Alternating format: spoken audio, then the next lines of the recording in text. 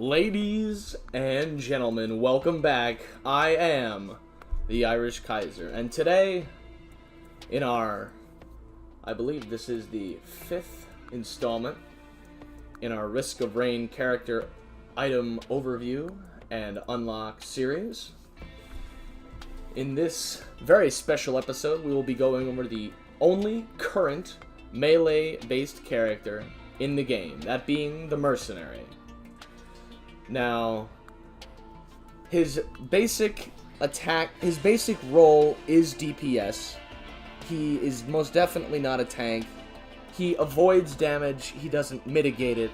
A lot of his abilities, as we'll see quite soon here, are focused on mobility and kind of allowing you the opportunity, as long as you play smart, to prevent yourself from taking any damage, rather than, say, with a multi or the engineer with their higher armor values, kind of take less damage. This class kind of focuses on avoiding it, which makes sense as it is in such close proximity to the enemy dealing damage. So, the base kind of passive ability is on spawn, directly out the gate, cybernetic enhancements. You get a double jump immediately without having to get a Hoppo Feather. When you get a Hoppo Feather, you will then have a triple jump, and so on and so forth, however long you feel like stacking that. His primary fire, laser sword, the kind of lightsaber katana looking thing he has here, it slices for 130% damage, and every third concurrent strike will have a wider area of effect and deal 300% damage. For this reason, any kind of attack speed increase is extremely valuable for this character. Soldier syringes, Berserker's headdress, all that kind of stuff will allow you to deal a lot more damage, burst damage, with this character. He has, as far as I know, the second highest damage per second sustained at base after multi.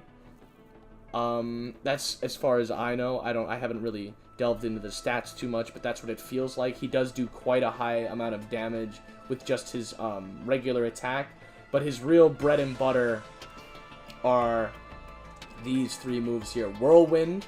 If you're standing on the ground, you'll dash forward a short distance and slice horizontally twice. And if you're in the air, you'll slice vertically. You'll do kind of like a backflip, and you'll slice twice, and it'll deal 200 damage per swing.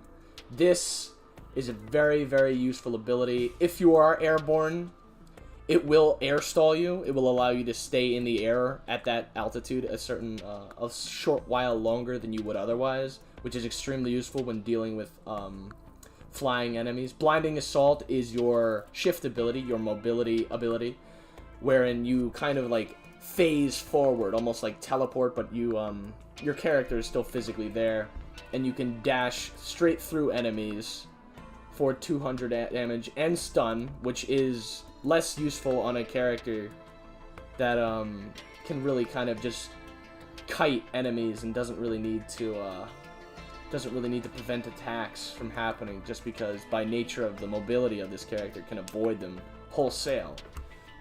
If you do hit an enemy while dashing, and the hitboxes for this are quite forgiving, you can dash again up to 3 times in a row. And this Eviscerate is just the most obscenely good attack in the game, in my opinion, because you teleport into the nearest enemy, and there's a small animation where there's like a blurry outline of yourself, and you attack them for 110 damage a lot of times. I don't believe I can count, it happens so quickly, but for the entire duration, you are unhittable. You have no hitbox, as far as I can tell. Your hitbox just blinks out.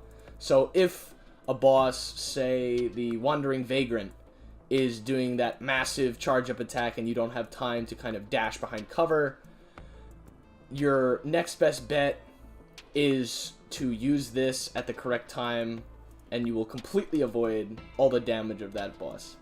So, all of these abilities pair really well. Your mouse 1 is mainly when you get your attack speed up high enough, and in between cooldowns is when you use this. You really want to be focusing on using your abilities. Whirlwind is an absolute beast of an attack.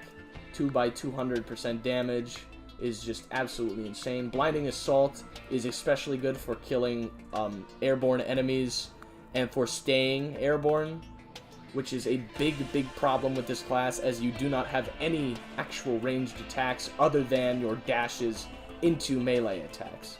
So, keep that in mind when doing your item build. We will now go over our item log. Soldier Syringe, absolutely vital for this class. Just increasing attack speed allows you to get out those 300 damage meaty slaps far more often, and just boosts the effectiveness overall of this character exponentially because of that mechanic. Tougher Times. Now, I actually have a funny story about this item. It says it's a 15% chance to block incoming damage and 15% additional.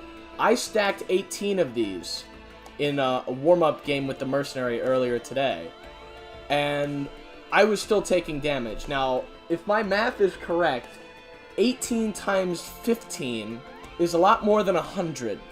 So, this obviously has some kind of, I don't know, hidden stat line wherein it falls off, or maybe the benefit kind of decreases per stack. It doesn't say that, but it must have some kind of feature like that, because I stacked 18 and managed to die.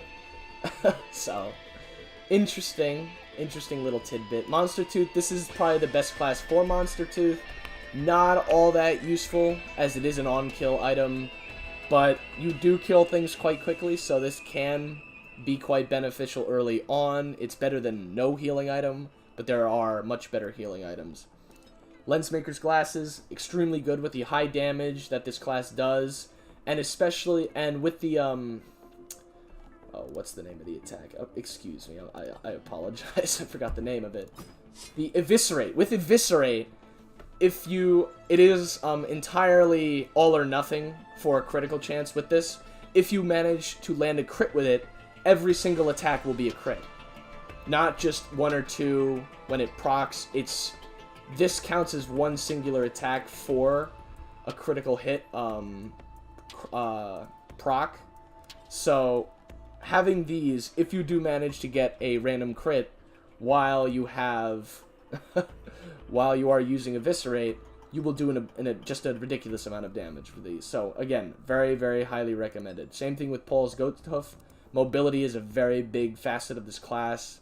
Any kind of item that increases mobility, especially if it isn't something passive, like out-of-combat mobility. Out-of-combat mobility is useful for after the boss fight, after you've killed all your enemies, but something like this, or energy drink, as you can use your normal attack while sprinting, these are very, very useful. So, also keep in mind energy drinks are especially valuable in this class. Crowbar is good. It will just make it easier to kind of one or two shot low level and like smaller non-elite enemies. It's not bad, it's not fantastic, but I would say it's halfway decent at the very least. Tri-tip dagger, it's not bad when you have a few of them kind of stacked up, so you have a better chance, as is the case with the critical goggles. Eviscerate does not give you like 80 chances to proc this, only one as far as I can tell. That kind of is the case with everything.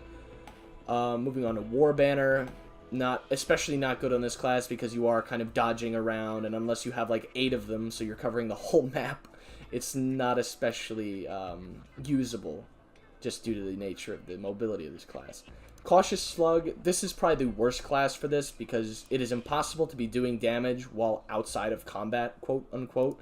So you actually cannot use this while you are engaging anything like you can with the ranged classes. So this is knocked down a notch to the not very good tier from the quite good tier that it is for every other class. Shield Generator is fine. It's only 25%. It's only 25 health, and it does only recharge outside of danger. It's better than certain items, but not particularly good. Medkit is quite good because you will take small bits of tick damage, and this is just nice to have.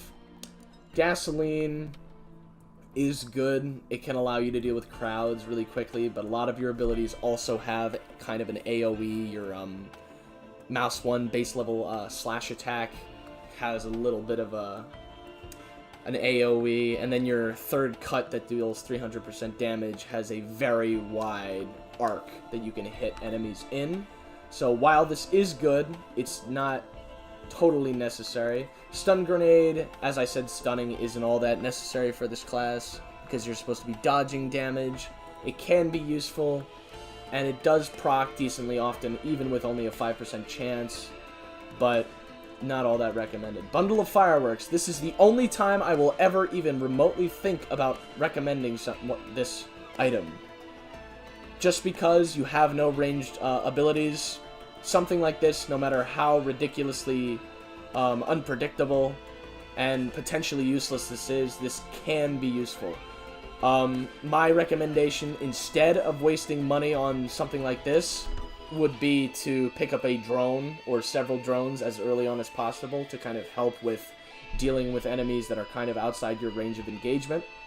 But this is the only time I will ever even come close to recommending you use the Bundle of Fireworks. Energy drink, as we went over, just increased sprint speed.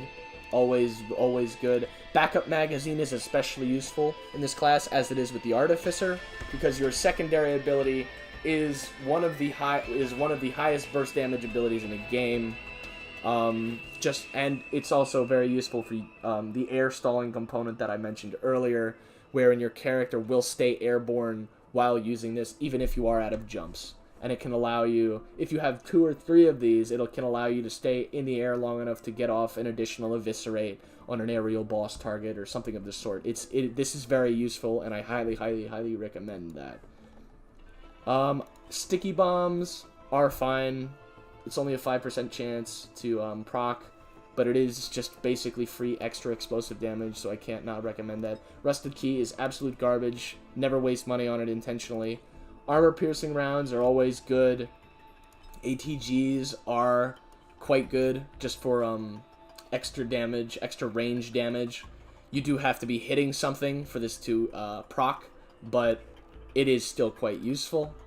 Will-o'-the-Wisp can be extraordinarily good on this class. I stacked 4 of these, and every time I'd kill an enemy in a group, everything else would just die around it, and it was completely obscene.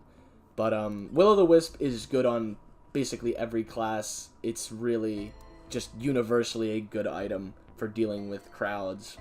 Hapu Feather is especially good on this class, as you do already start with a double jump, but the more jumps you have, the longer airtime you have, and therefore it's easier to avoid damage, and it's easier to deal with harder to reach bosses and enemies. Ukulele is again universally useful, and with Eviscerate, I do believe this actually will proc according to hits, individual hits. It kind of calculates them as individual rather than the critical goggle. The Lensmaker glasses will count as a single attack, and whether or not it's an all or nothing kind of, whether or not the crit potential happens. This seems to proc numerous times during the length of that activation. Leeching Seed is decent because Eviscerate also treats this as individual attacks. This treats Eviscerate's flurry of attacks as individual attacks. It can be quite good for keeping you alive, but with your base attack speed not being that high, it's not the greatest, but it is still useful. Predatory Instinct. This is another very good item for this class. So long as you have a few critical goggles, or you have the critical heads-up display, then the ocular heads-up display, excuse me, it'll allow you just to pump out that much more damage for that short period, or if you have enough critical goggles, it'll just give you a 30% attack speed after you've done a couple attacks. And it does increase It does flat stack of plus 30% per for your maximum cap. You still only increase your attack speed by 10% per critical strike, but you can gain. I've only ever stacked it to 2 because this is a green item. It is a little bit rare, but you can stack 60%, 90%, 100 per 20 cent, etc., etc., just from sitting in front of the boss and just smacking it with critical damage, which is quite useful. Red Whip, not that good on this class. This is probably the worst class for Red Whip because you are always in combat so long as you're dealing damage.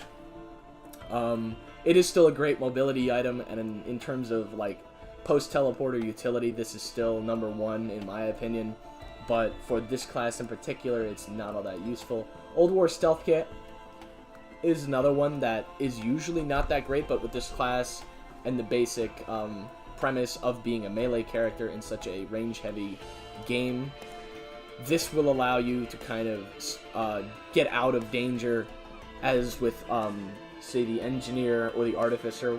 They have no mobility moves, so this serves as kind of a way to dodge out of danger, whereas with the mercenary class, this kind of allows you to jump out, maybe heal, let your cooldowns reset, and then you can dive right back in. This is kind of a free, an opt-out. If it activates, you can either sit there and continue to do damage, or you can jump out and wait for your more powerful abilities to come back online.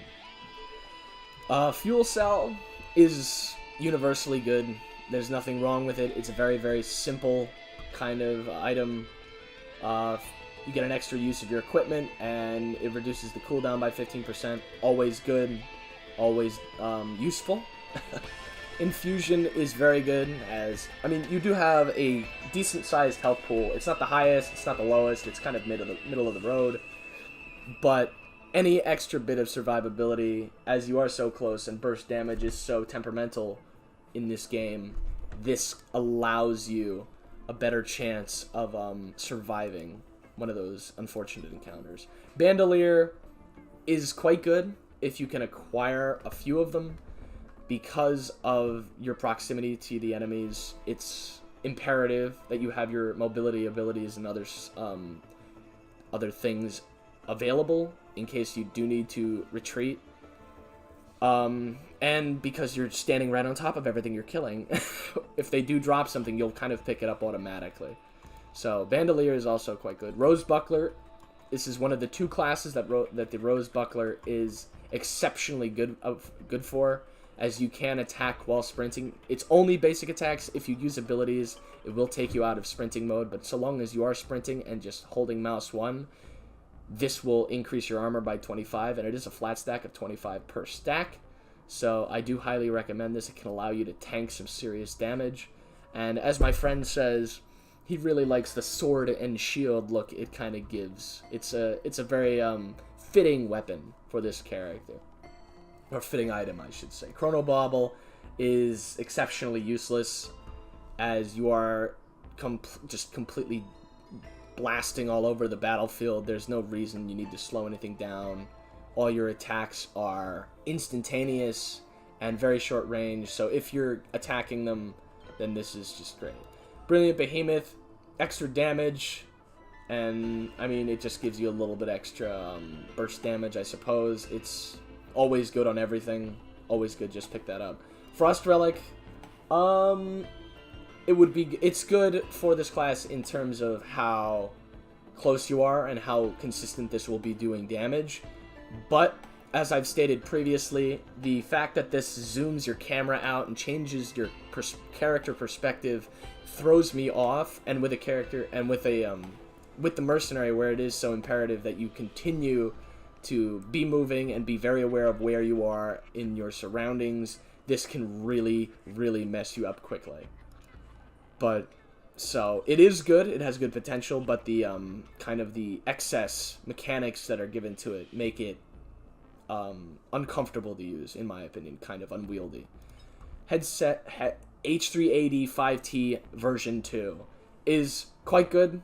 Extra jump height is insanely good with this class, as you already have a double jump on spawn, plus the fact that you are focusing on increasing that and increasing your other mobility abilities. This can really allow you to stay in the air. A lot of the the only real weakness of this class is its range. The fact that it is a melee really limits its combat potential and engagement distance, of course, by nature of such a distinction. So this is another thing that will help you get up to things that you normally wouldn't be able to reach. Sentient Meat Hook. I've never gotten it on the Mercenary, but it does seem, from my very limited experience with it, as you can see, it does seem that it would be quite useful in just pulling enemies closer, so this would likely be good. I can't speak on its effectiveness from personal experience with the class, but I would say that it seems quite useful. Alien Head. Perfect. Perfect, fantastic, awesome. Just reduces your skill cooldowns. Seeing as your skills are your most valuable asset on this class, this is a must-have. If you can get this, get it. Plain and simple. Hard Light Afterburner. Again, just fantastic. A lot of the red items are just fantastic for this class. A lot of the ones that I have unlocked are just amazing, and they function flawlessly with this class. Just extra charges of your shift or your utility skill and reduced cooldown. You're going to be using that skill constantly, whether to be blasting off into the air or for any other number of uses. So this is fantastic. Hard Light Afterburner, fantastic item. Titanic Neural, always useful. Increased health and increased regeneration rate. Queen's Gland, it's fine. I mean, it just summons a Beetle Guard. It's not the most useful thing ever. It is free damage, and it is unsupervised damage. You don't have to be doing anything, and it will constantly be attacking stuff. So this is fine. Shaped Glass, not recommended if you want to survive. Brittle Crown, absolutely no-go. Absolutely no way. If you get hit, you lose a massive amount of your gold. This is the antithesis to this class. You're not supposed to be getting hit as often, but you will be getting hit regardless of how well you play because of the sheer number of enemies surrounding you and your just proximity to all the sources of damage ever. Transcendence is fine if you're not focusing on a healing-based build, as I've stated before. This is a fantastic item if you've made it into the mid to late game and you do not have any significant healing items or any ability or any healing drones or something like that. This can really make a character more survivable, as it does also give you an extra 50% maximum health. Effigy of Grief, not recommended at all because you are also affected by the slowed by 50% and reduced armor by 20. So yeah, don't pick this up. Don't use it because you won't be able to do damage while it's active. All the items are decent. Radar Scanner is meh, as you really do need to be having, you need to have your use item to be dealing damage. Crowdfunder, as I said, is only good late game. Milky Chrysalis is great because it allows you to fly. It's fantastic. The backup is free unsupervised damage, which is just awesome. Ocular Heads-Up Display is great. It's just free crits.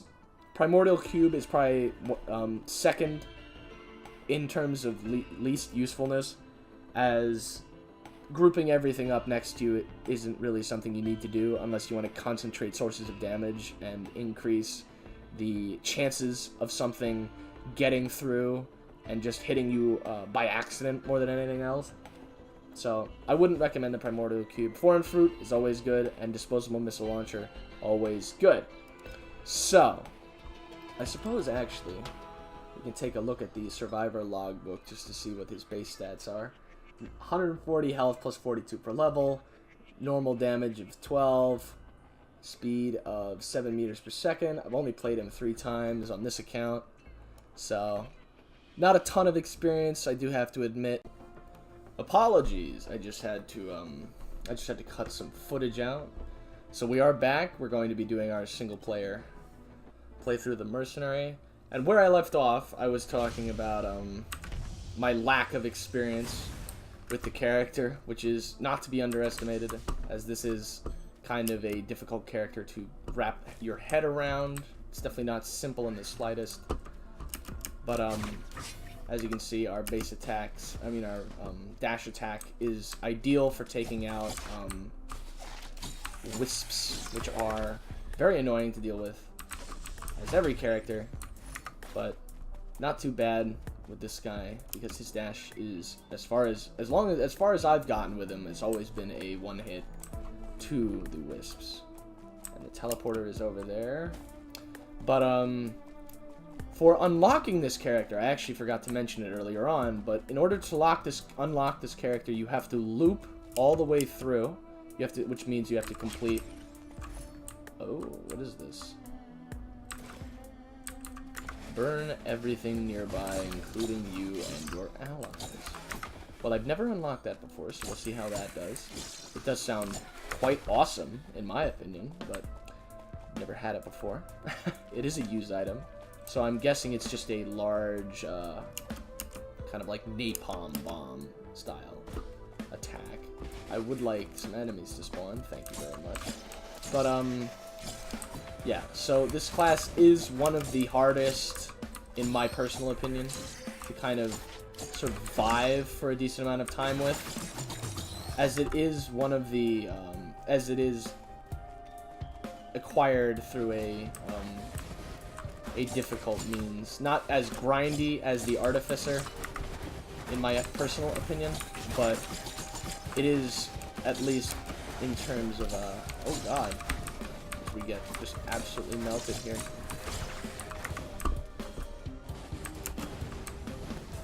Let's see, what does this do? I can't deactivate it. Does some seriously good damage, but you do take damage for the duration, I suppose. That might be, kind of off-put by, something like the Leeching Seed, I would imagine, would kind of negate the damage from that. As we do get a Chrono Bauble, which is unfortunate. That is a relatively useless item for this class.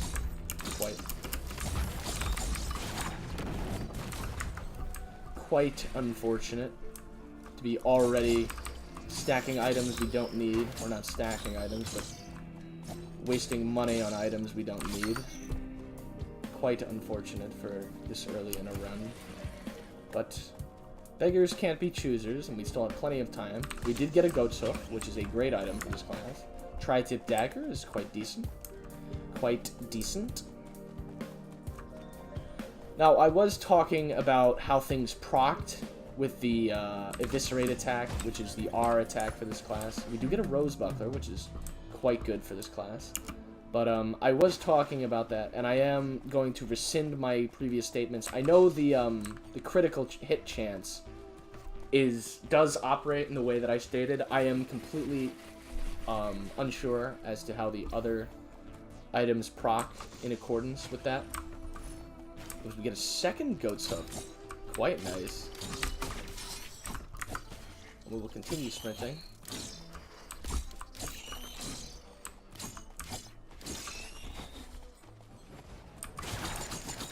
Opening with Eviscerate can be quite good, and then transferring into your Double Slash, as the Double Slash cooldown is quite short, can be quite easy to kind of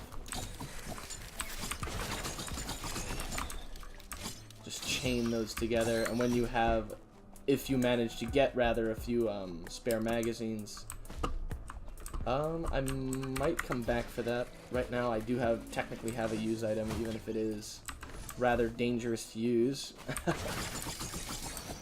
But as you can see, I did get a critical hit there, and all the attacks were counted as critical hits. So that is kind of just how it works. Regardless of, we'll kill that. But yeah, I do believe I'll go open that just to see if we get something good, like the Ocular Heads-Up display, or something that is quite high tier. Milky Chrysalis will definitely trade for that. At this point in the game, you do enough damage by yourself to really kind of not need something as superfluous as that item. It is unfortunate that it is a lunar coin based item, But all the lunar items are kind of just sketchy. I suppose it's because the currency carries over between runs that the developers decided to make them like that. But, I mean, what can you do? They're not bad. Some of them are not good either, but most of them are halfway decent. And you can get them early on without having to do any grinding in that particular level that you're on, so. How disappointing can you really expect them to be? They're not red items. You can't expect the world from them. Red items are kind of the be-all, end-all denomination. More so than the lunar items. The lunar items were not in the original game. In the original installment, there were never any lunar items. There was never any lunar shop. As we do get a leeching seed. As you can see, the leeching seed does kind of... As we get rid of that wisp quite quickly, we'll go burn some money on this shrine, see if we can't clear it out before the boss battle, and then we will commence! And hopefully not die. I have had more games of just complete and utter failure, as we do get a crowbar and a set of lensmaker glasses. Oh, and we do have enough money for this. Again, I am sorry, I do get quite loot happy. It's not the most... As we get a third goat hoof.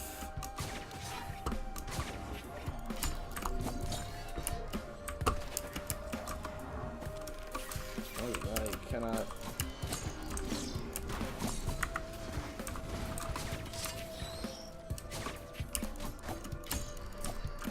Ooh. I would like to take care of those before I hit the teleporter, which I will do now. What do we get? Stone Titan. Not at all difficult. Not with this class. The camera angles can get quite interesting depending on boss location with Eviscerate.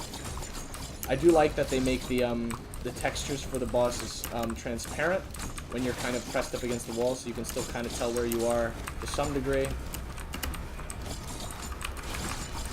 As we will use Milky Chrysalis to kind of just sit here on top of the boss. It's not really necessary at this point. If we were getting something really kind of difficult to deal with, like the Wandering Vagrant, then it would kind of be necessary. As we did get a lunar coin back. How kind. And it does seem we have gotten the boss item, which is not terrible. Boss items are never bad. I do severely dislike the fact that I cannot aim directly upwards, as that does seem to be instrumental in my imminent demise against all these wisps that the game likes to spawn against me.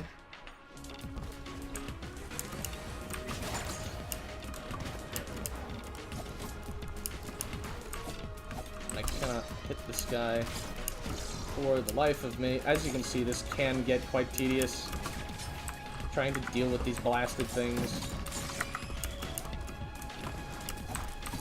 Sometimes they do something stupid like that and come sit on the ground for some reason. I don't understand why, but they do it. They are very not fun to deal with occasionally, though. Especially when they do something like that and they'll sit a million miles away from you and just torment you.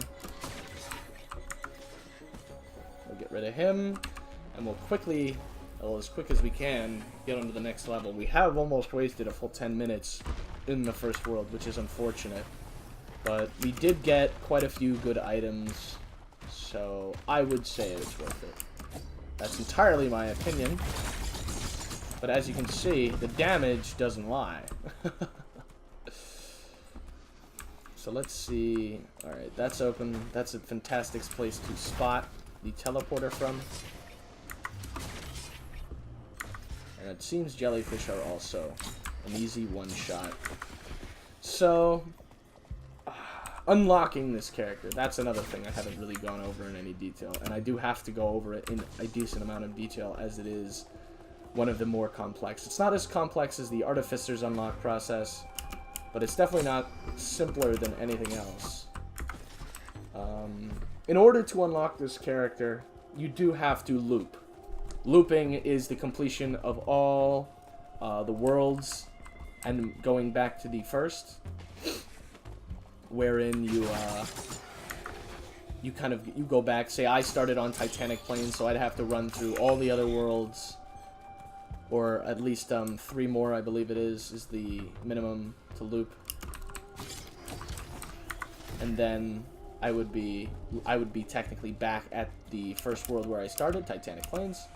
And when I get back there, what is this? Infusion. Interesting. Okay, well, we do have 2 chrono baubles, which would be quite nice to dispose of, and it doesn't seem we are allowed to get up here. And it took our leeching seed immediately. Thank you. This is why I just despise 3D printers sometimes, because of this RNG. So we are going to trade out both our chrono baubles. Unfortunately, we did lose our leeching seed. That is terrible. That is absolutely horrendous. And I really don't understand as to why why I can't choose which items I'd like to stick in the 3D printer, but so be it. Well, if we can kill enough enemies, we will have a much larger health pool, so can't really complain. So we do have just barely enough burst damage to deal with that. Fire Wisp.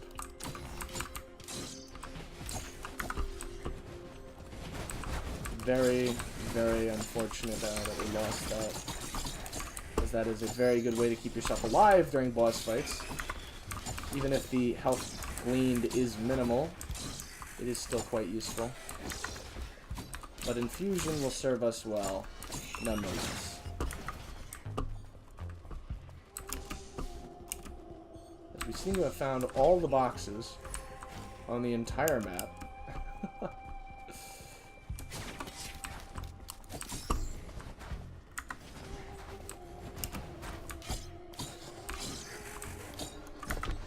We still have crowbar.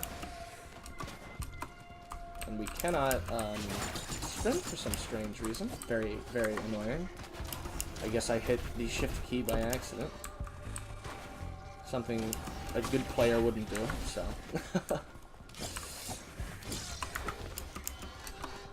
And I am hitting the sprint key and the shift key simultaneously with my fat fingers.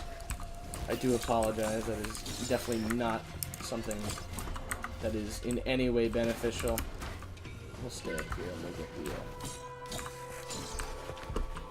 we'll open these chests. We get a bandolier, quite a good item, quite a good item.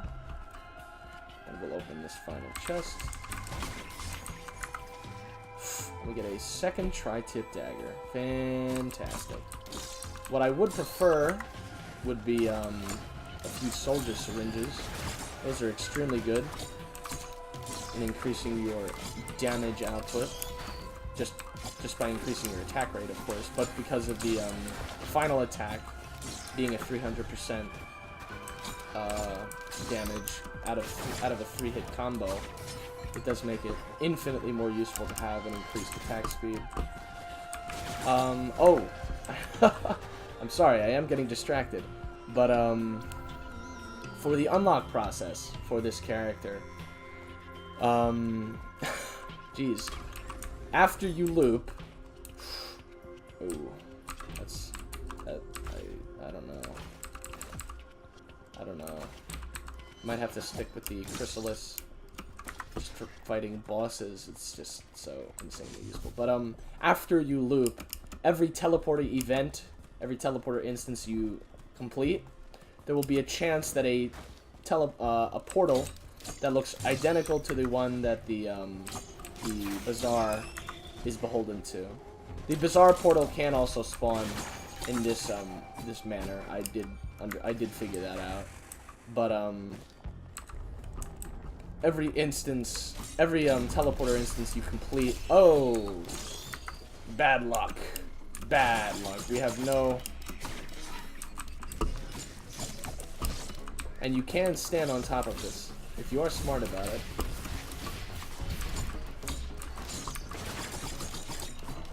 You can... This is probably the easiest way to deal with this boss. It's pretty much... Oh! We are getting just sniped like crazy by everything known to man. As you can see, wisps are just the absolute most annoying thing on the face of the planet, and they should be removed. No, I'm just kidding. But they are extremely aggravating to deal with, and I would not recommend anybody who enjoys playing this game to suggest wisps in any scenario. But as you can see, they do obscene amounts of damage for how good their AI is at tracking. The bells at least tend to miss a lot. They do a ridiculous amount of damage, but they do miss more often than they hit. But when they do hit, you definitely notice it. So keep that in mind, developers. As we cannot... And we do have elite wisps, which are almost impossible to kill by traditional means.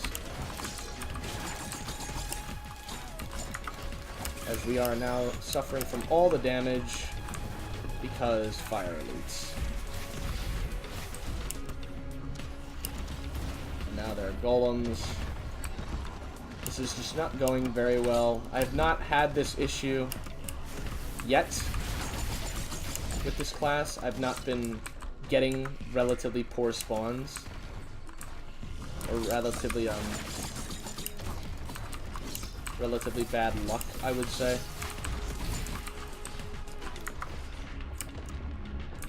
And it does seem we have managed to get all the way up here, which might be the perfect opportunity to heal ourselves. But as you can see, this class does suffer a bit. Normally, I suggest, as a main course of action, acquiring drones as early as possible. But that is not always possible. As you can tell, the spawn rates for drones are entirely random.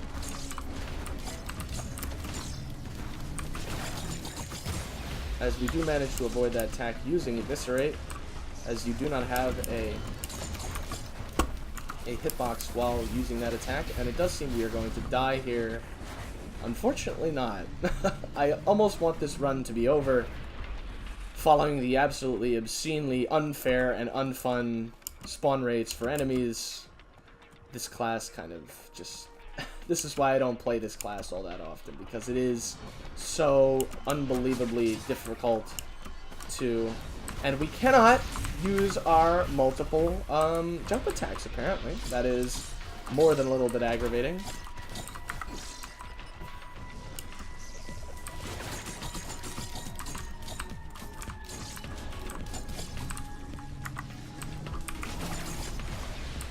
We do save ourselves barely there.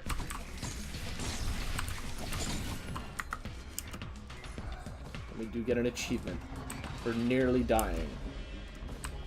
As more wisps spawn. Thank you, Hapu Games, for making such a commonly spawning enemy one of the least enjoyable to deal with. And I'm never going to understand that logic. I'm going to bring this hatred with me to my grave.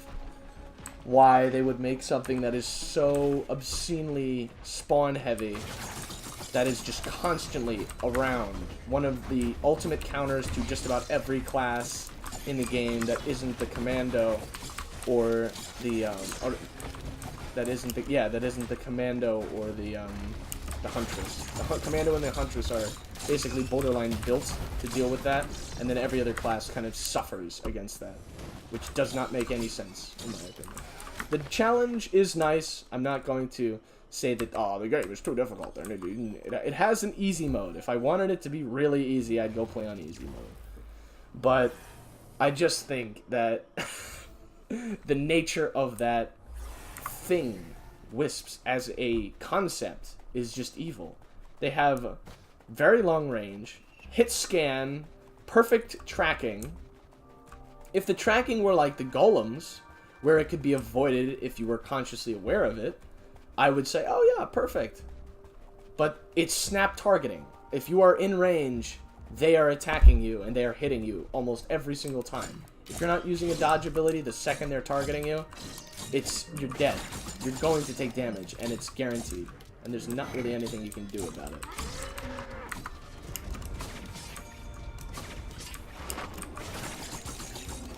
And the elite wisps have enough health to kind of withstand all of your normal means of dealing with wisps. So that makes them even more of a pain to deal with. So it does seem we'll have to be focusing very heavily on acquiring... Oh, as we do get an Old War stealth kit. On acquiring some form of drone that does deal damage.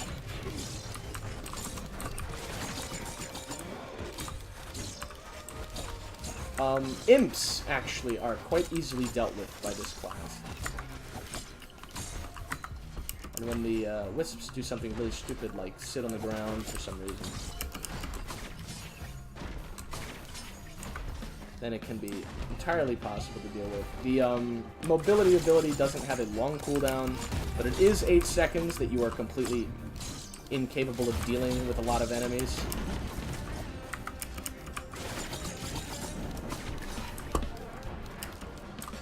See if we can stand on top of this greater wisp. And look at this! The game has figured out, it has cracked the code.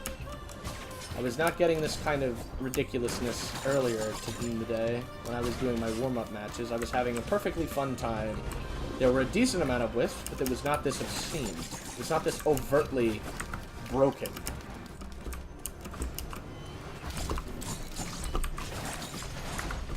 That elder wisp, and luckily, unfortunately, we don't have any kind of group counters such as ukulele or will-o'-the-wisp, which really make it not nearly as painful, at the very least, to deal with wisps, because they can kind of, if you kill one of them or you hit one of them enough times, you'll get a proc on those items and it will kind of take care of them. We do get a fire wisp. We get 2 fire wisps. 3 fire wisps. How many fire wisps do you want? As many as you've got. We'll quickly combo that gentleman down.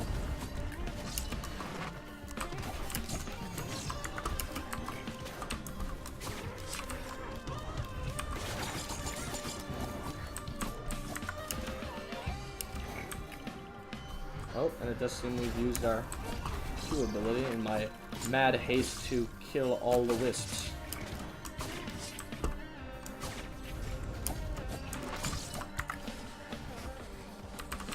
That is the only complaint I have playing on the keyboard and mouse with any game, not just this game. When with key pressing being so closely tied to how well you do, how like pressing keys at the right time, not wasting ability charges, it kind of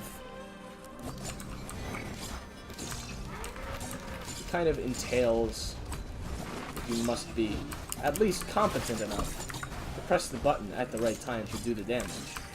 But as I am very focused on the game, I kind of just slam my hands on the keyboard like an infant, and it tends to disrupt what I'm trying to do. It kind of creates a dissonance. And this guy will not stop running around in circles for no reason. Now we have the golem targeting us. We'll avoid that. We have not found any of the high value items, which is very, very, very, very unfortunate. We don't have a single soldier syringe. We don't have any extra magazines. We're really kind of just piecemeal getting screwed here.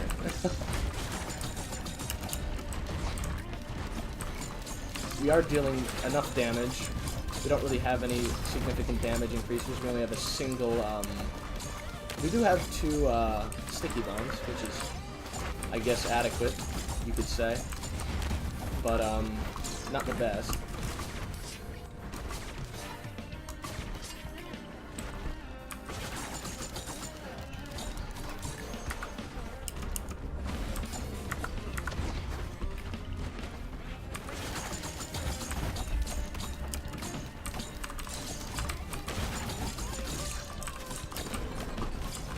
does seem to be a mad dash almost. I'd like to open up some more chests. I have all this money, but I cannot seem to find any chests. I can see a minus health shrine. I can see a lunar pod. I don't need any lunar items right now. I have what I need.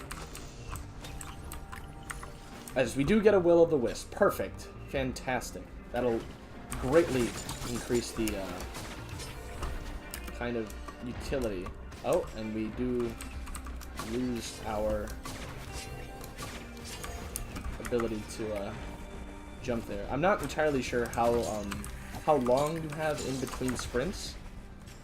I would maybe say give it 2 charges, but there is an item for that already, so given it's a red, and you'll rarely see it if ever.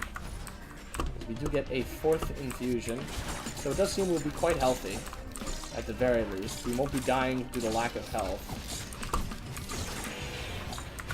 Dispose of those quite easily.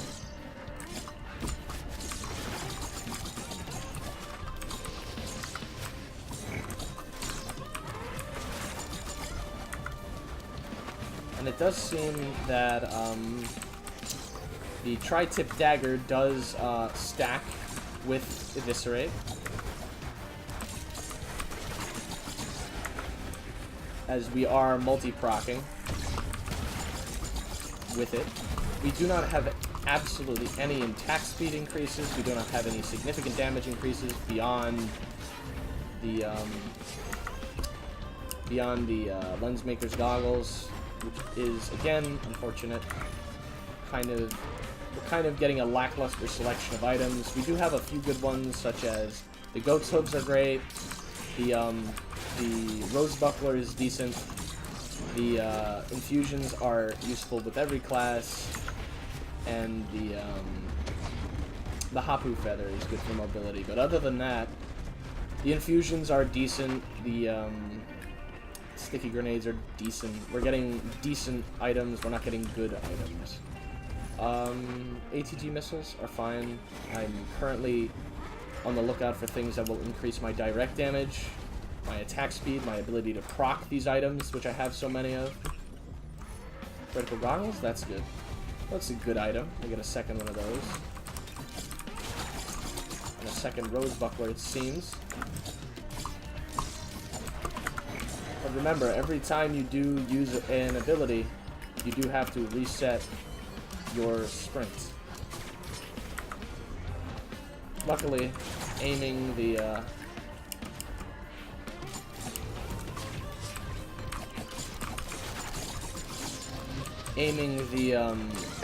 the dash ability is quite easy, so that does make it all the more possible for you to kind of hit wisps. I should say hit multiple. If you hit an enemy, you can use it up to 3 times. If you hit an enemy every single time. Energy drink, very good item, especially for this class, as you can attack while sprinting. Now, let us get to the teleporter. Unfortunately, we didn't really find anything all that worthwhile for the amount of time we've wasted. We're only on the 3rd level, and we're already almost up to half an hour, which is very unfortunate for the level of difficulty we're going to be suffering during this boss battle. If we are lucky, we will not get the magma worm, as the magma worm, if you want to deal with it even remotely effectively, oh, well, it looks like I'll have to show you. But the most effective way to deal with the magma worm is, coincidentally, just wait until it comes close and then use your eviscerate attack, because that's the only thing that you can use on it without taking a ton of damage. And the up and down time kind of travel of the thing is long enough so that you can use it pretty consistently. And it does seem that all the bleed and all that kind of damage that we do have is kind of lending itself. But I do hope we're hitting the worm. We're not just kind of.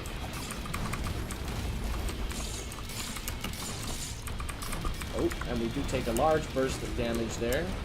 Unfortunate. We also deal a small amount to the worm. It's not entirely useless. We do have to continually run around here to to avoid all the extra sources of damage that are plaguing us and jump in. Unfortunately, there are so many targets around that we can't reliably use our eviscerate to target the worm exclusively, so the damage is being spread out a little bit more. We are taking an absolute crapola load of damage, which is unfortunate, as we are using our abilities so frequently.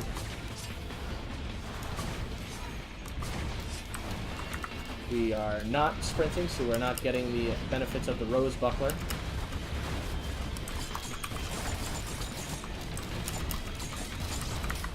And we'll continue to move around here to avoid the ridiculous amount of damage that's being levied upon us. We do have to kill these smaller enemies in order to allow us to focus on the worm, which is kind of standard for your average boss battle. The only thing keeping us alive currently is the teddy bear. The only thing that has prevented us from dying so far is our singular teddy bear. So thank you, Tougher Times, for being an inconsistently fantastic weapon, but you are being fantastic right now. And unfortunately, as I did specify earlier, it is rather difficult to, it is impossible to actually gain invulnerability to damage through Tougher Times. It used to be in the old title that you could garner some measure of like supreme damage resistance, as the original item Tough Times only as we get a second Will-o'-the-Wisp, fantastic. It only reduced incoming damage by, I believe it was 10 or 15%, and you could stack them as many times as you want. You would still take damage, but it would be on every hit it would reduce damage. So it was already more useful. Instead of, we're not going to use the Challenge of the Mountain with this class because my lack of experience will ensure that that is the end of this run. And I would like to see if I could complete this level at all and possibly loot. But the tracking on Eviscerate is almost ideal for dealing with those pesky old... Oh, as we get crabs. Those pesky old imps and their constant evasion tactics. Unfortunately, we're going to have to dive down in here to avoid that.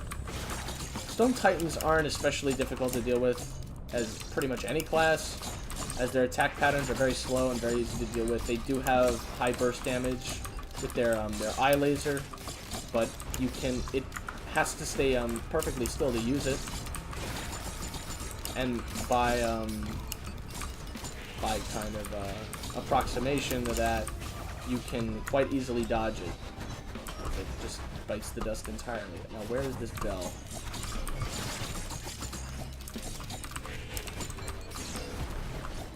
Perfect. But, yeah, it's not all that complex gameplay-wise. The, using your abilities at the right time, however, is paramount. And staying sprinting with the Rose Buckler can very much so increase your survivability. Although it does make hitting targets much more difficult. Oh, and we get a red. Wake of Vultures. Temporarily steal the power. Oh. Well, this is one of the least consistent. And, I mean, it is quite interesting.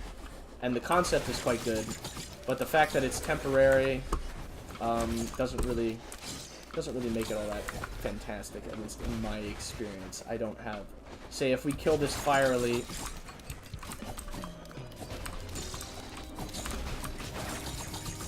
Now, see, we're a fire elite. Now we have a trail of fire following us around. Which doesn't last very long. As you can see, it's already ended. As we get a second...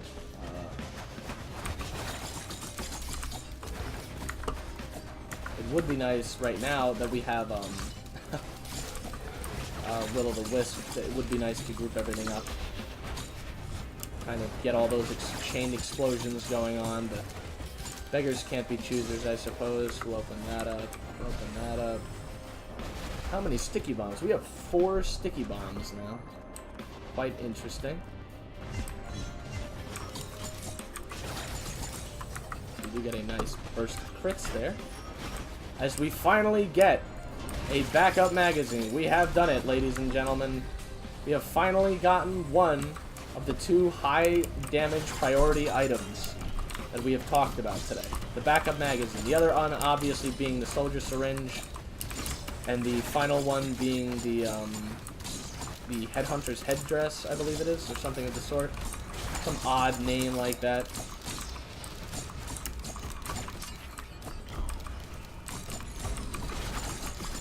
As we take down that Stone Titan in short order. We are doing quite well, considering we don't have any attack speed increases at all. But, I would lay that down more to the fact that we're getting a lot of procs with sticky bombs, which are allowing us to kill everything in sight relatively quickly, with little to no effort. We found the teleporter. Just gather a few more items. We do have a lot of money to play with. So I will run around here and see if we can get through at least the 4th level. It would be nice. We get a med kit. And another Tougher Times. And it seems there's a turret. We will take care of this. Very easily, very easily. Now that we have 2 mouse to attacks, it becomes ever more simplistic to burst down high priority enemies. We do get another Tougher Times, which is quite useful, at least in theory. Tougher Times does seem to proc quite often for the 15% that they've assigned it. I would like to save these elites and kill them during the boss battle, just for sake of quote-unquote gaining their power. I did waste quite a bit of money opening the chest, so getting the red and actually using it to some degree would be nice, I would have to say. Oh yeah, the bandolier. We will get a Leeching Seed to replace the one we lost early in the run.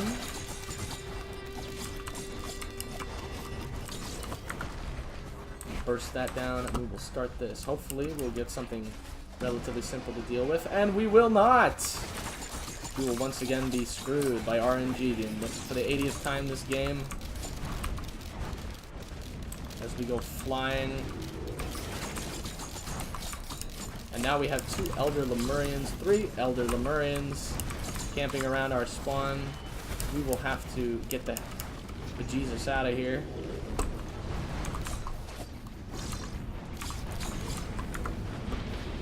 I would say the Rose Buckler is more useful on the Huntress class, as you have not only lock-on, so you don't have to aim while using it, but you also have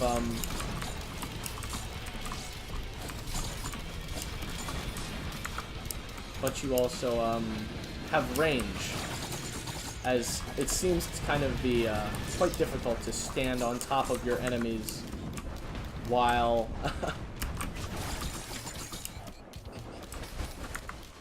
we are getting shelled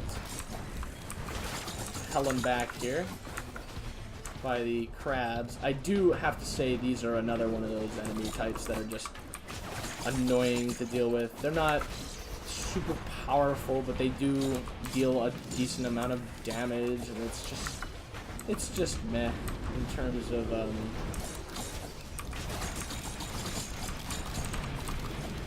how useful they are. I mean, especially as engineer, they're kind of exceptionally dangerous because your entire damage base is focused on being entirely immobile, and they do deal consistent, if not the highest damage, with decent accuracy. They are easily dodged if you can move, but as the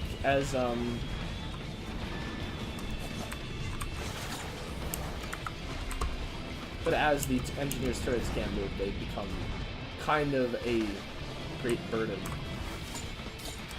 And they do have quite a high rate of fire, in addition to such an annoying mechanic as being able to completely negate a class's most powerful ability. And you do manage to finish the magma worm off. Luckily, very luckily.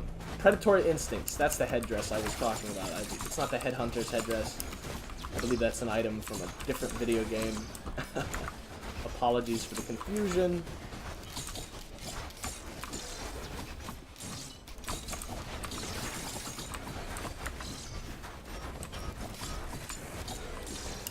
It does seem we have a bell somewhere in the vicinity. Yes, there he is, sitting in the corner.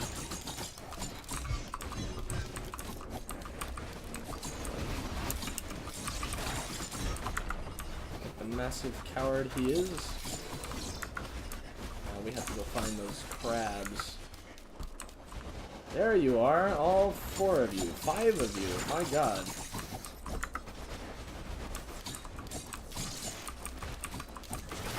Get back here, you nerd. They don't deal high damage. I'm pretty sure I've already said that about 1 billion times, but they are just so difficult.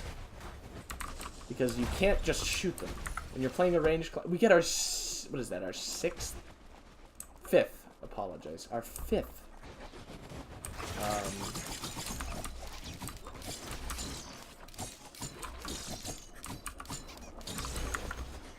Our 5th infusion.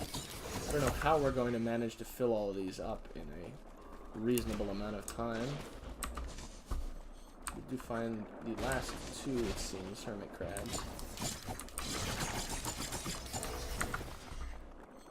A large chest. And we get a ukulele. Beautiful. We get ceremonial dagger. It's another on-kill item, but it is a very good on-kill item. On kill, you release homing missiles, basically just homing knives, they call them in this game. It was in the original title as well. Very good item, always good. It was one of the most broken, overpowered ones in the later stages when you were playing on the first title. It became... Oh, I believe there's an achievement for getting a bunch of these hermit crabs to run off the cliff. But it doesn't seem this one's going to want to. If some spawn near the cliff, I'll try to push them out or chase them off the edge. It does seem we've managed to launch ourselves. We don't have enough money for that, it seems.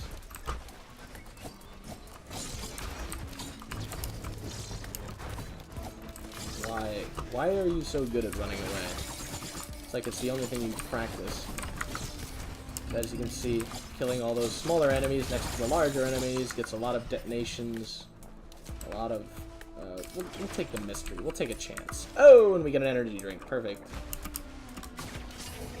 We get both of those. It would seem. You found the teleporter, which is actually up top.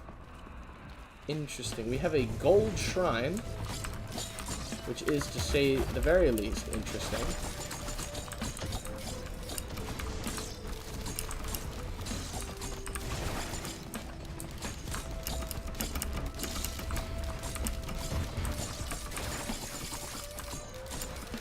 We will focus on getting rid of this Beetle Queen before anything else, as it does have the potential to do a large amount of damage. And the golems, while in their numerical value are more dangerous, in singularity, the Beetle Queen, being a boss mob, is more dangerous. As it does seem we have accidentally killed a fire elite and therefore gained immense damage. Quite interesting, as we seem to do nothing but oh, and there are the ceremonial daggers, which are just doing an obscene amount of damage. We get a second ukulele, absolutely gorgeous.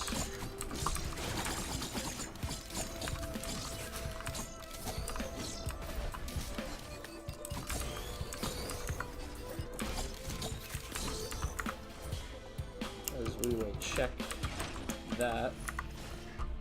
Get ourselves a nice pair of goggles.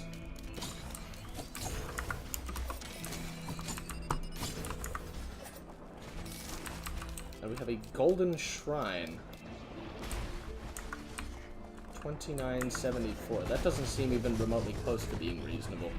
So we'll focus on getting some lower level items. As we get a Hapu Feather and a 4th critical goggles. I'll call them critical goggles to the end of time. I do apologize. They are called Lensmaker's goggles. I don't mean to insult any of your intelligences. I know you're all far and away more intelligent than I am. I'm just trying to make sense of this for myself. As we will focus on bursting this beetle queen down.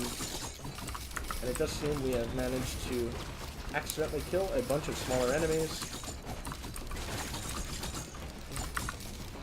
As we will make a run.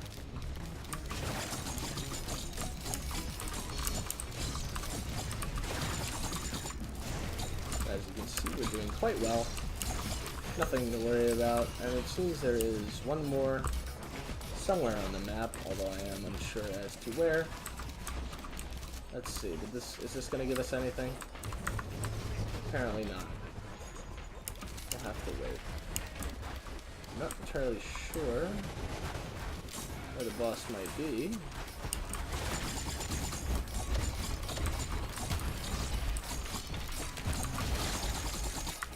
But as you can see, the carnage that is ensuing from having Ukulele and Will-o'-the-Wisp and Ceremonial Dagger is quite impressive.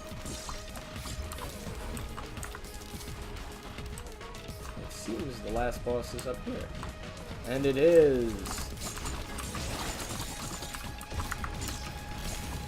We will run over to the boss with our newly acquired Firely powers and light it all on fire.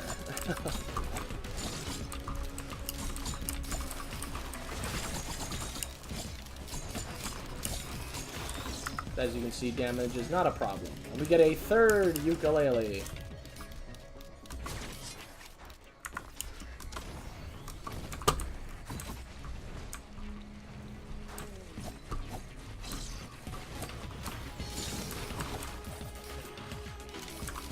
But as you can see, Ceremonial Dagger, in line with all these other abilities that are crowd control based, kind of allows a relatively lackadaisical focus on enemies. And we will just jump right into the teleporter. This might be the best. This is one of the best now. This is 5, I believe. This is our 5th world through. This is one of the best rounds we've ever had. Our maximum being the completion of 6, dying on the 7th before completing the teleporter with Multi, who is a much easier character to use. We do seem to be having quite a good bit of luck with our... Oh, as we get absolutely destroyed here.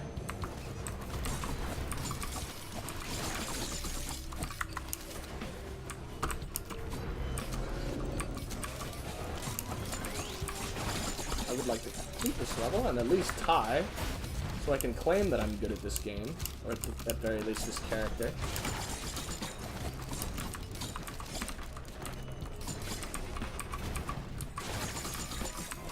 We are suffering a little bit for health.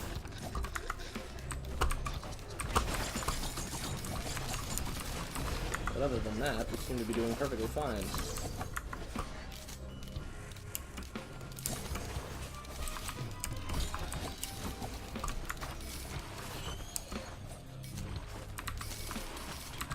We do find a drone. Perfect. A missile drone, nonetheless. Very good style of drone to have.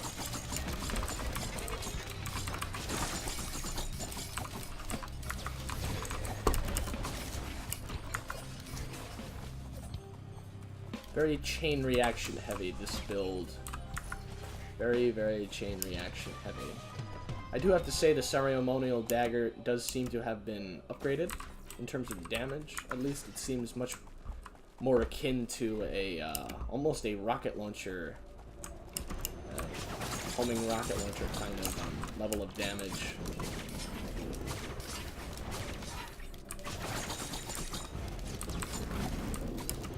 As you can see, if you really need to avoid damage, nothing beats the dash. It seems we're going to be getting a fire elite here. 2 fire elites.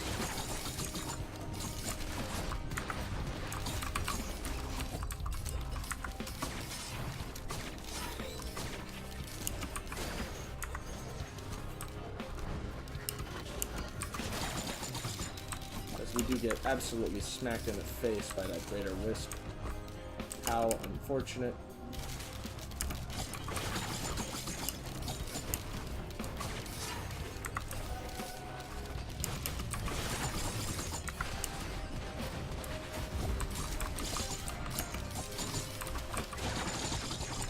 As we do get knocked down to nearly no health. I'm not entirely sure what's dealing all of that damage. Though I would be entirely lying if I didn't say I assumed it was the beetle guards. At such a high level. Radar is entirely useless. Yes, it would seem it is the beetle guards. So we will kill everything within sight.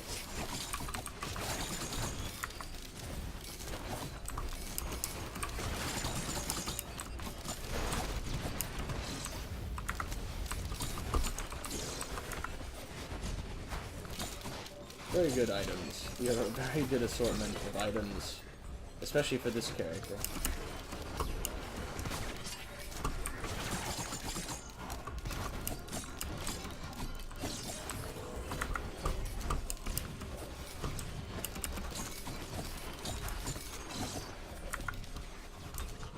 The daggers do seem to be doing quite a good job of keeping us alive for as long as we need. We have found the teleporter. Unfortunately, it is all the way in the back room. God only knows where.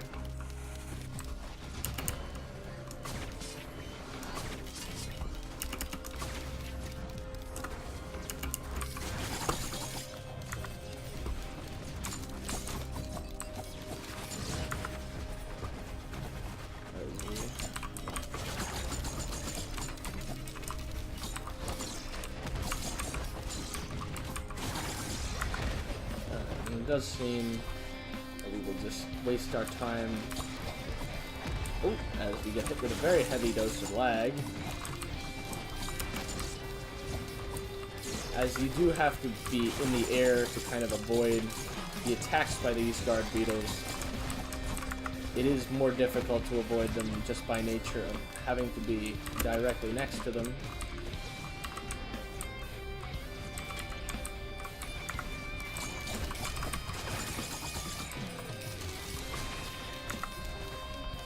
We do get an extra magazine, and unfortunately a healing fungus, which is not something we ever intend to activate under any circumstances. So we will hit the teleporter, even though we are at exceptionally low health at the moment, and we will apparently get quite lucky and get more beetle queens.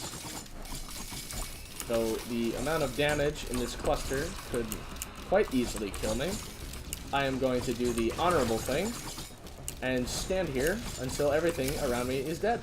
And it does seem that that was a very effective measure, as everything is now, obviously, dead.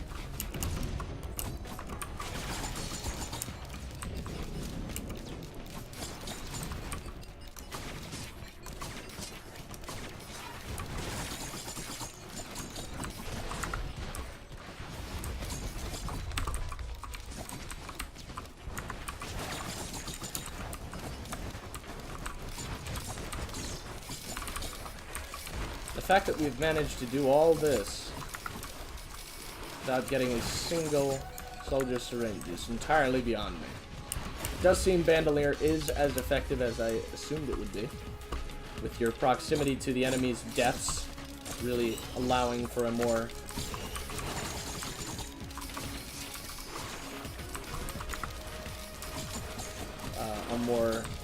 organic usage of the item, whereas something with like Engineer, which does benefit greatly from reduced cooldown times or entirely negated cooldowns, it's less easy to use to get real good value.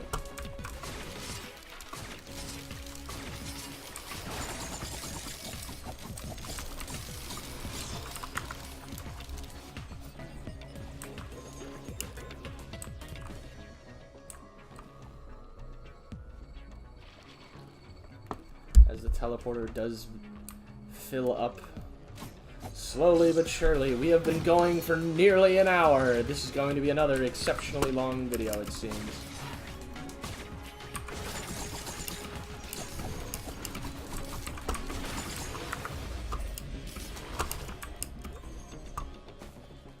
But we will conclude this level at least. We're going until we die. That is how we do it here. If we have to play for 2 hours, we'll keep going. I have had quite a few bad games today. Oh, and we do have availability.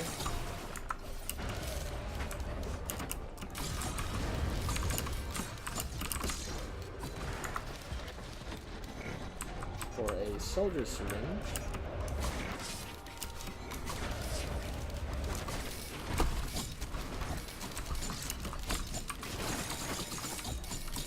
It'd be nice if we could get a nice collection of smaller enemies in here.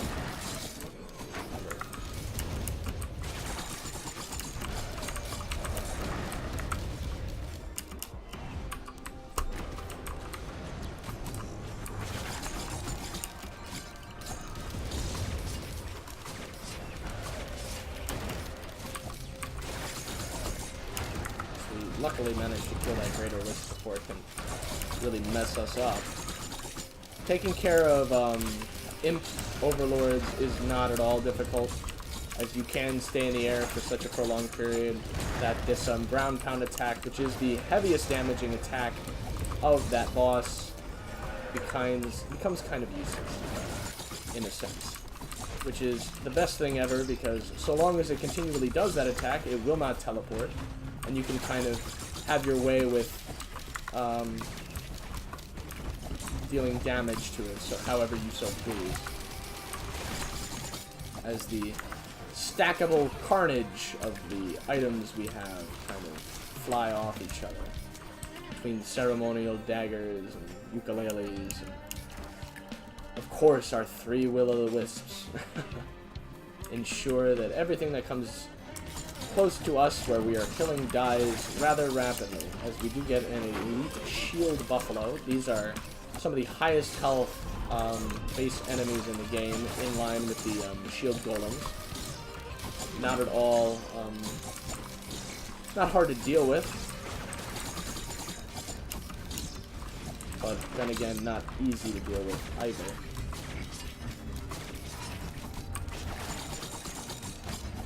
We do have to continually put damage on it, otherwise its shields will regen. Which is the last thing we want currently, as we've managed to just barely work it down to a reasonable level of health. As we get yet another infusion, as we do get absolutely smacked for a ridiculous amount of damage. We have found the teleporter, luckily. I don't know how I managed to miss that earlier. It does seem we have all of the elite wisps on our arses right now. We will move away from that, as that is precisely the opposite of what we want to be going here. So we get a second bandolier. And a wasted item, a rusty key.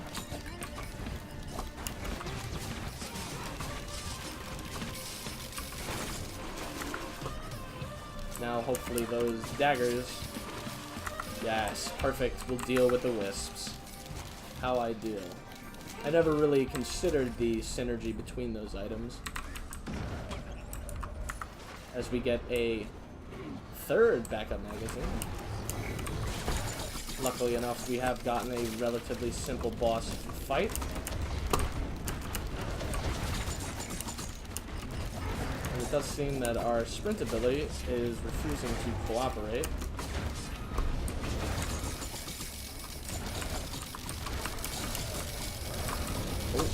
do manage to jump into. But as you can see, the damage is still here. It's not going anywhere. The consistency with which we can deal damage is still here. And the smaller enemies are benefiting our cause greatly.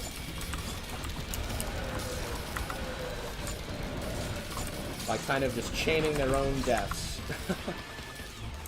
5,000 damage in one shot. I'm not entirely sure how that's possible. But I'll take it.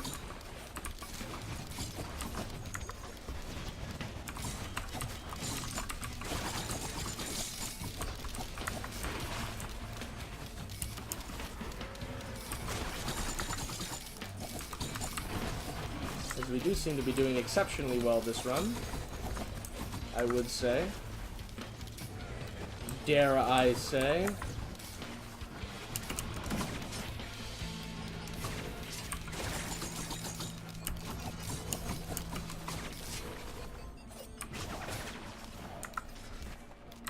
Look at the teleporter. We're not messing around. Oh no! That would be the portal. Oh lordy, I wish we had noticed that. Oh no. How unfortunate. That probably, almost definitely rather, would have been a portal to where you would unlock this character. And we could have ended our run there if I wanted to truly demonstrate. Which wouldn't have been the worst thing in the world considering how long this has been going on for. I haven't even been able to eat dinner yet because I haven't been able to stop fighting. And as you can see, the fact that they have their pawns with them is going to be the downfall of these three, with any luck.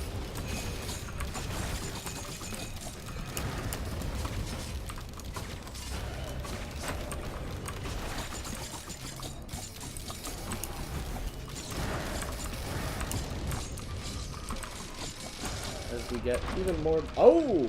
And we have died! Finally! My lord. 66 items collected. 1,058 kills. 1 billion... almost 2 billion damage dealt. Quite impressive. Highest level is 21. Not terrible, not terrible. We did get both Glorious Battle and Macho. This is not actually the, This is the Berserker's Pauldron, which is the item that, I believe it allows you to go into a frenzy after a certain number of kills in short succession, whereas Predatory Instincts, the headdress, when you get critical hits, it increases your attack speed, which definitely, without a shadow of a doubt, helped us through this round. But, unfortunately, ladies and gentlemen, this is all the time that I have. Thus concludes our Mercenary character overview. I am sorry I didn't manage to jump in that portal and see if that was the one to help unlock this class. If you do need a more specific guide, I'm sure there's tons of much more qualified YouTubers out there that you can check out. I'm sure they're great people. The Risk of Rain community has always been rather small but great, and I do hope that the this second installment, with its vast popularity, kind of brings more people into our group. So, I have been the Irish Kaiser. Please feel free to like and subscribe and share my videos wherever you would like, I suppose. And I will bid you all a good night.